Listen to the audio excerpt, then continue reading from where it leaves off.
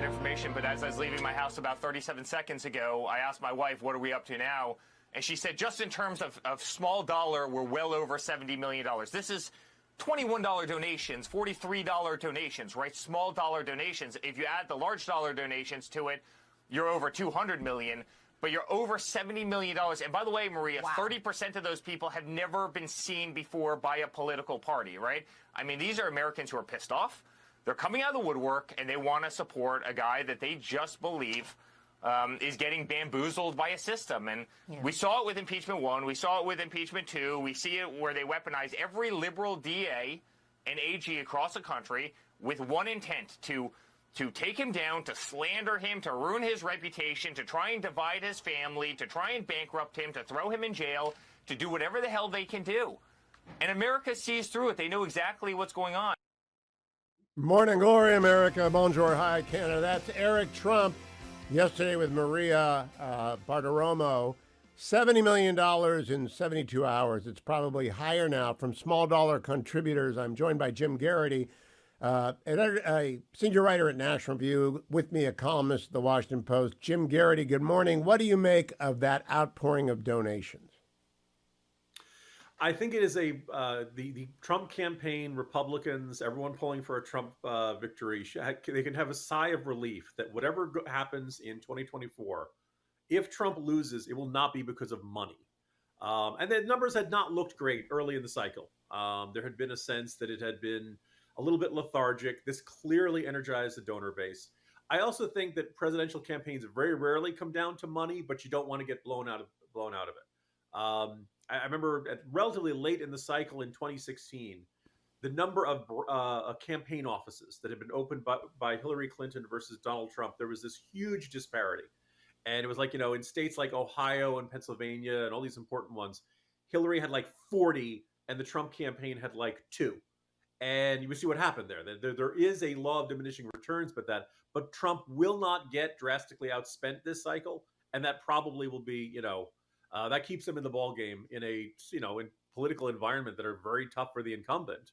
So that a giant spending spree that the Biden campaign has been on over the last couple of months was supposed to be something that was going to put Biden over the top. And only in these last couple of polls, immediately after the verdict, have you seen any real movement in the direction of Biden. Usually it's like a percentage point or two. It's not as, certainly doesn't look like this show. Yeah, I'm holding off on what do the polls tell us about the verdict for 2 weeks, because they've got to bake in a lot of reactions that come in. Bethany Mandel just telling me right before you came on that she didn't follow the trial, but when Mary Catherine Ham and Guy Benson tell her that they're considering voting for Trump now, she pays attention and learned about it.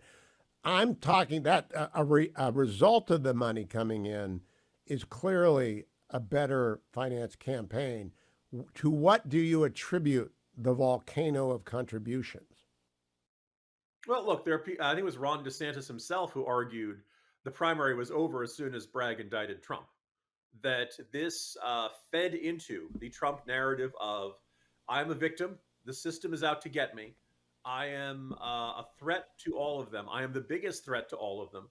Don't waste your time with these new guys like DeSantis or Nikki Haley or my former running mate Mike Pence or anything like that. I am the biggest fish. I am the one that they really want to target. And again, as he says, they're not just after me. They're after me because I'm standing between them and you. Now, whether or not you buy into that, that is a resonant message with a whole bunch of Republicans, and that makes people want to not just go out and vote for them, but to dig to open up their wallets or to go on to WinRed and start sending donations. So. It is an anger button. It is people feel like they're losing their country. People feel like they are losing the country. Everything they thought they knew this country is slipping through their fingers. And it's interesting when you mentioned the rule of law. What? The rule of law. That they feel that the rule of law is slipping away. Yeah, and I point out this happens just a couple of weeks after Biden's increasingly hostile attitude towards Israel. And I see the Israeli flag behind you.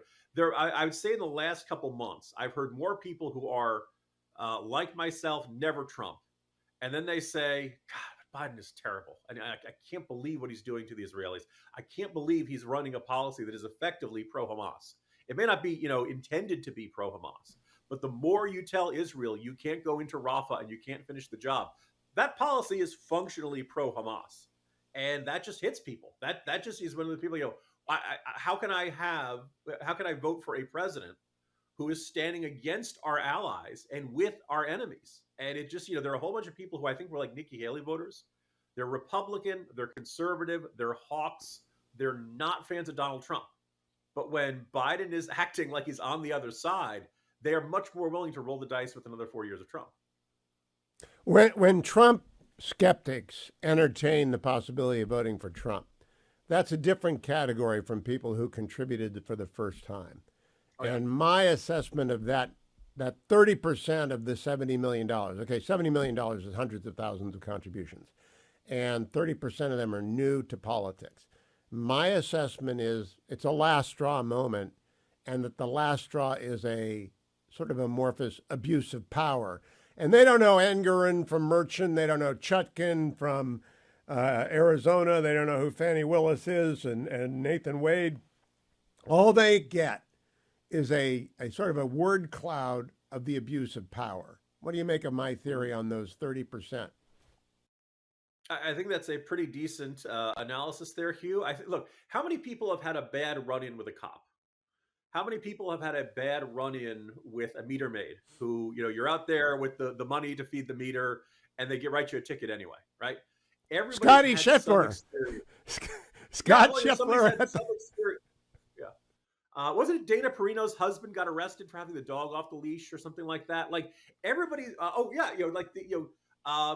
some run-in with some person in authority, or TSA agents, right? Who, I know it's a tough job, but I've had somebody hold up the plastic baggie and say, we really need this to be below 3 ounces, and this is a 3.5 ounce one, and really just lecture me in the most condescending way possible. And I don't want to say, oh, I'm too good for this or something like that, but this is a situation where one person has a little bit of power over you. This is the one circumstance in which I have to give this guy the time of day. And he thinks his, by the way, I should point out, Hugh, my mom worked 2 years for the TSA. And let me tell you, one, not a single terrorist got past her. So I feel very proud of mom for that. Two, not a single terrorist got by with an untied shoelace. Sir, your shoelace is untied. I'm going to have to, did you eat right today? I love you, mom.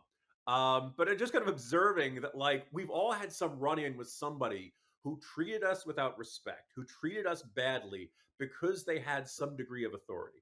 And when Trump says that's what's happening to me, I think a whole bunch of people feel it. I think a whole bunch of people feel like, yeah, this isn't because I did something wrong, which, by the way, I think he probably did. But I think it's absolutely fair to say, if his name wasn't Donald, the Manhattan District Attorney's Office does not go looking for, business records that are erroneous or false from 6 years, actually, 2016. So we're now up to 8 years ago. 8 years ago. Past the statute of limitations. Oh, but it doesn't count when he's out of the state. Okay.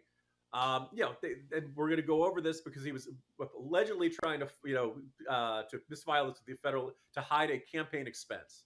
Because there's no other reason he might want to pay off a porn star for not talking about an affair they had. It's one of those things where clearly he was targeted because if Donald Trump wasn't Jim, does it offend you? The thing that gets everyone is galled by something more than they are other things.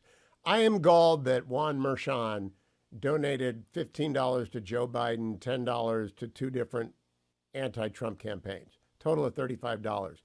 It is black letter law in New York that judges may not contribute to political campaign. Black letter law. He was cautioned. That's a wrist slap because the donations were so small, but he still got cautioned by the Judicial Commission on Ethics, and he didn't recuse himself. I just can't believe that. The judge's daughter working for Kamala Harris back in the 2016 cycle. Like, my thinking is that New York's got a lot of judges. There has to be some judge who did not have these issues. There has to be some judge who did not donate to the guy running against the current defendant, and that did not have a daughter who worked for the vice president of the guy running against the current defendant. And I don't know how they. Yeah, well, I'm going to say I take judicial notice of the daughter. But I do not count that in the weighing because I think you're not responsible for what your kids do or don't do, but you are responsible. I mean, why would he write those $35 in checks except to make a statement? Hugh, remember the expression purer than Caesar's wife?